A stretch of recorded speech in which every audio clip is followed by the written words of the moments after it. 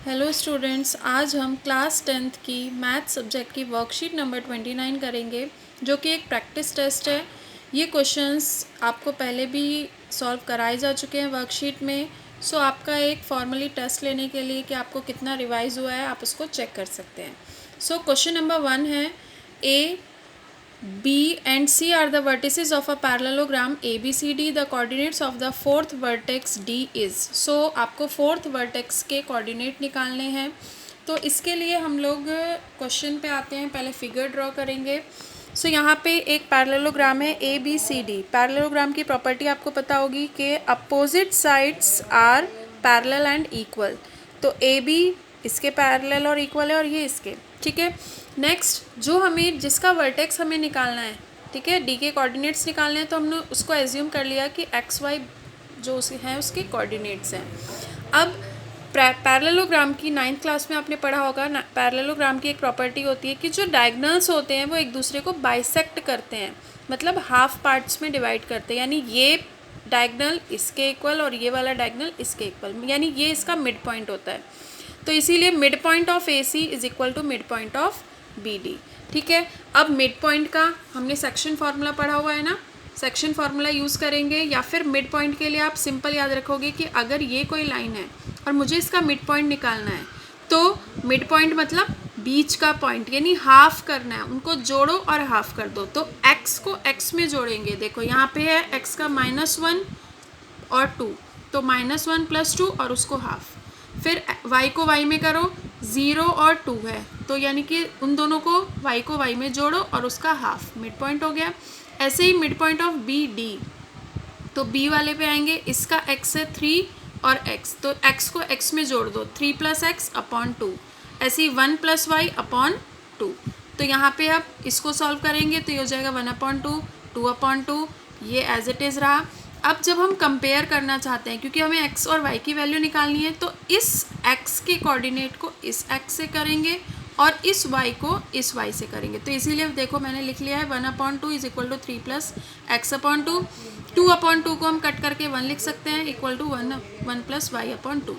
ये आप easily solve कर सकते हैं, तो इसीलिए मैंने इसको यहीं पे छोड़ दिया है, जिससे आप खुद सॉल्व करें। तो यहाँ से आप क्रॉस मल्टीप्लाई करके x की वैल्यू निकाल लेंगे और यहाँ से y की, और अपना ऑप्शन आप चेक कर सकते हैं, ठीक है।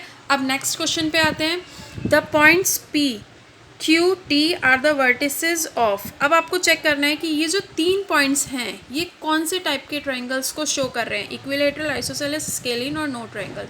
तो आपको जल्दी से रिवाइज करवा देते हैं। इक्विलेटरल मतलब जिसकी तीनों साइड्स इक्वल हैं, आइसोसेलेस जिसकी 2 साइड्स इक्वल हैं, स्केलिन जिसकी एक भी साइड इक्वल नहीं है, नो ट्रायंगल इट मीन्स वो ट्रायंगल है ही नहीं, ठीक है।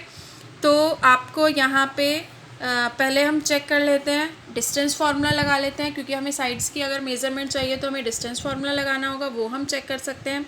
तो पहले हम लोग चेक कर लेते हैं।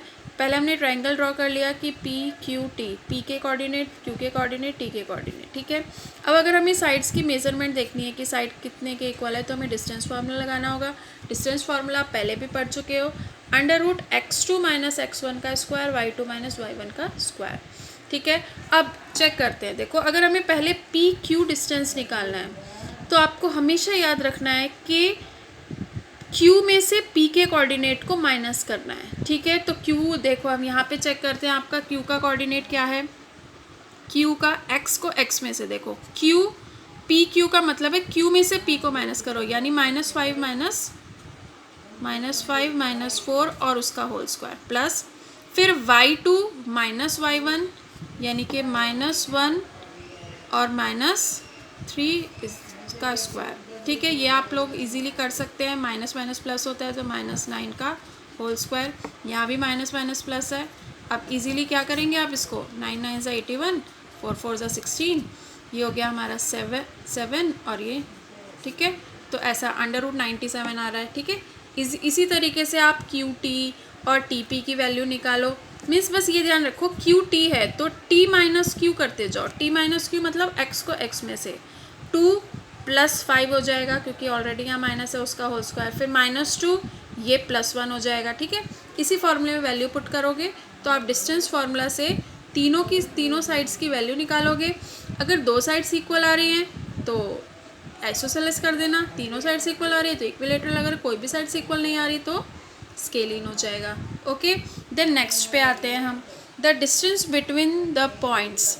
ठीक है, इन दोनों पॉइंट्स के बीच का डिस्टेंस निकालना है। अगेन वही डिस्टेंस फार्मूला आप लोग इजीली सॉल्व कर सकते हैं।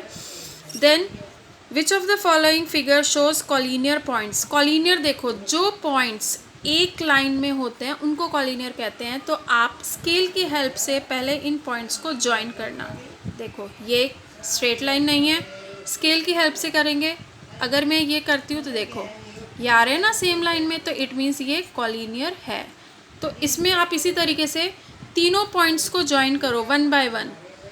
तीनों पॉइंट्स अगर एक ही लाइन में आ रहे हैं तो वो कॉलिनियर है, अदरवाइज वो कॉलिनियर नहीं है। नेक्स्ट पे आते हैं, the point Y which divides the line segment joining the points W Z in the ratio 1:2 lies in. ठीक है, हम थोड़ा सा ही रिवाइज कर रहे हैं क्योंकि आप ऑलरेडी टॉपिक पढ़ चुके हो, इसीलिए थोड़ा सा रिवाइज करते हैं। यहाँ पे डब्ल्यू और जेड एक लाइन ड्रॉ कर रहे हैं, वाई जो है वो इसको, इस लाइन को 1:2 में डिवाइड कर रहा है। ठीक है, तो यानी कि हमारी x1 y1 x2 y2 ये हो गया m1 m2, सॉरी ये हो गया xy कोऑर्डिनेट्स हो गए। ये हमारा रेशियो है क्योंकि इसीलिए हम इसको लिखते हैं m1 की वैल्यू 1, m2 की वैल्यू 2। ठीक है, तो हमने यहाँ पे जो भी हमें निकालना है ना उसके हम कोऑर्डिनेट्स xy एज्यूम कर लेते हैं क्योंकि यहाँ कोऑर्डिनेट्स निकालने हैं। Let xy be the coordinate of y। अब यहाँ पे सेक्शन फार्मूला लगेगा क्योंकि लाइन्स को हम रेशियो में डिवाइड कर रहे हैं। तो यहाँ पे जो ये है जो रेशियो में डिवाइड करता है उसको हम यहाँ लिख लेते हैं कि ये x का कोऑर्डिनेट हम निकालेंगे तो m1 x2 m2 x1 x1 plus x2। ऐसे ही y की value m1 y2 plus m2 y1 upon में y1 प्लस y2। ठीक है, तो जैसे वैल्यू अगर मैं एक में पुट करके बताऊँ तो सिंपल है, x की वैल्यू मतलब m1 और x2, यानी कि रेशियो यहाँ का लेना है और कोऑर्डिनेट यहाँ का, मल्टीप्लाई में 7। ऐसे ही रेशियो ये वाला लेंगे तो कोऑर्डिनेट ये वाला लेंगे, 2 मल्टीप्लाई -5 और दोनों रेशियोज़ को प्लस कर दो। ठीक है, तो 7 माइनस का 10 अपॉन 3 ये हो जाएगा हमारा -3 अपॉन 3 यानी कि -1। ठीक है, तो x का कोऑर्डिनेट -1 आ रहा है। इसी तरीके से आप y की वैल्यू निकाल लेना और जो आपका ऑप्शन होगा, फिर आपको कोऑर्डिनेट पता करने हैं।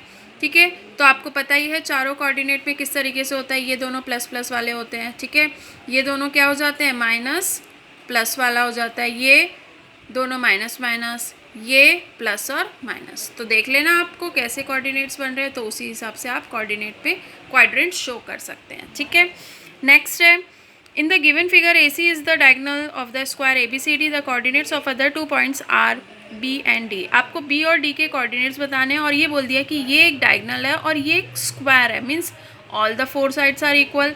और यहाँ पे हमें देखो शो भी हो रहा है, ये भी 4 डिस्टेंस कवर कर रहा है, ये भी 4 कर रहा है, इट मीन्स सब क्या होंगे, 4 डिस्टेंस कवर करेंगे। ठीक है, तो मैंने इसको रफली ऐसे ड्रॉ कर लिया। अब हमें B और D के कोऑर्डिनेट्स निकालने हैं। तो देखो B ओरिजिन पे है, आप यहाँ पर भी लिख सकते हो ABCD या फिर ABCD।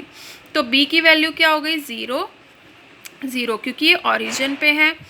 नेक्स्ट D की वैल्यू हम कैसे लेंगे भाई, ये x कितना कवर्ड कर रही है 4, y भी कितना कवर्ड कर रही है 4, तो ये इसके B और D के कोऑर्डिनेट्स हो जाएंगे। ठीक है, find a relation x and y so that the xy is equidistant from the point C। देखो यहाँ पे भी डिस्टेंस फार्मूला यूज़ हो रहा है, इक्विडिस्टेंट बोला है, तो अगर मैं इसको A कंसीडर कर लूँ, इसको B कंसीडर कर लूँ, इसको C कंसीडर कर लूँ, तो यानी कि ये एक लाइन है।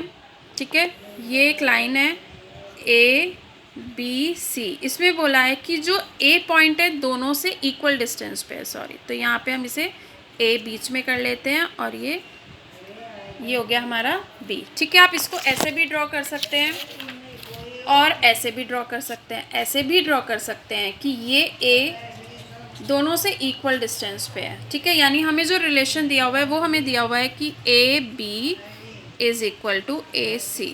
ठीक है, तो आप क्या करेंगे, दोनों में डिस्टेंस फार्मूला लगाएंगे। पहले तो अंडर रूट से अंडर रूट कैंसिल हो जाएगा। ठीक है, और मैंने बताया था ना B में से A को माइनस करते जाओ, आपका जो डिस्टेंस फार्मूला है वो निकालो, तो यहाँ पे हमारे पास एक रिलेशन आ जाएगा। ठीक है, क्योंकि ये प्रैक्टिस टेस्ट है इसीलिए हम लोग थोड़ा सा आपको हिंट दे रहे हैं जिससे आप अपना खुद इवैल्यूएशन कर सकें कि आपने कितना किया है। अगर फिर भी आपको कुछ प्रॉब्लम होती है तो आप मुझसे